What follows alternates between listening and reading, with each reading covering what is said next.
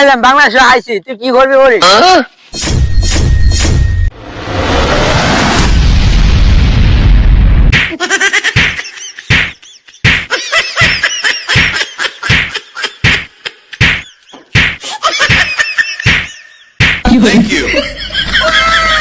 এই তোদেরকে বলি শোন, তোদেরকে আজ থেকে ইন্ডিয়ার মধ্যে কোনো ঠাঁই নাই।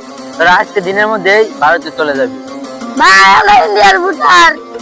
এই বেটা শোন, এই সামনে বর্ডার আছে, এই বর্ডার তোকে পার করে দিম, বর্ডারে যাবি গা। তবে ইন্ডিয়া কোনো ঠাঁই নাই। আমরা ভারতের নাগরিক, আগে জমিন দেখাটা দিলা করবো কি? শোন, তবে বর্ডার পার করে দিব, যদি খালি একবার কি ঘুরে আয়স, তোদের কোনো বাঁচার উপায় নাই। ভারতের আগে জমিন ইন্ডিয়া।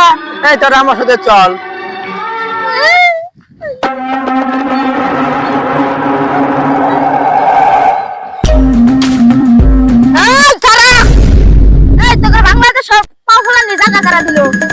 এটা তো বাংলাদেশে নাগরিক, এটা ভারতে কোনো ঠাঁই নাই।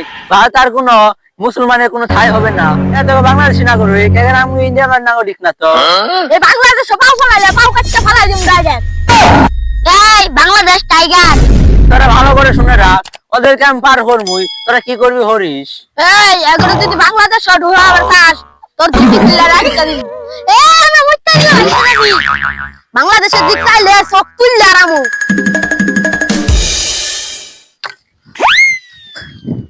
এলাম বাংলাদেশে আইছি, তুই কি করবি হরিস?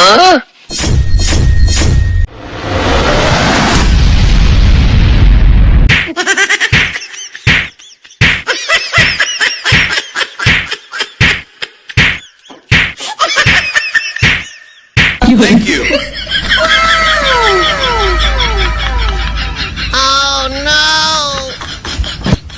আমার বাংলাদেশ কি করা হয়েছে, আমার জিমাই দিচ্ছে, আমি বাংলাদেশ চাবো না।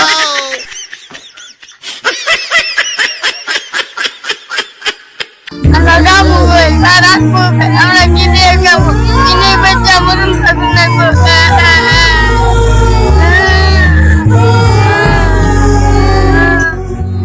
আসলে মানবতা ভারতে হারিয়ে গেছে। ভারতে যদি মানবতায় থাকতো তাহলে এসব মুসলমানদেরকে এভাবে তারা ভোটার সত্ত্বেও তারা তাদেরকে কিভাবে অন্যায়ভাবে বের করে দিচ্ছে।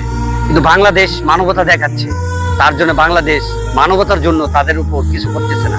তো আমরা চাই বাংলাদেশের সীমান্ত সুরক্ষা আরো কঠিন ভাবে করা হোক। এরা ভারতের ভিতরে অধিকার পায়, তাদের ওদিকে ফিরে দেয়, এটা নিয়ে আমাদের আরো সচেতন হতে হবে। ধন্যবাদ সবাইকে। বাংলাদেশ জিন্দাবাদ।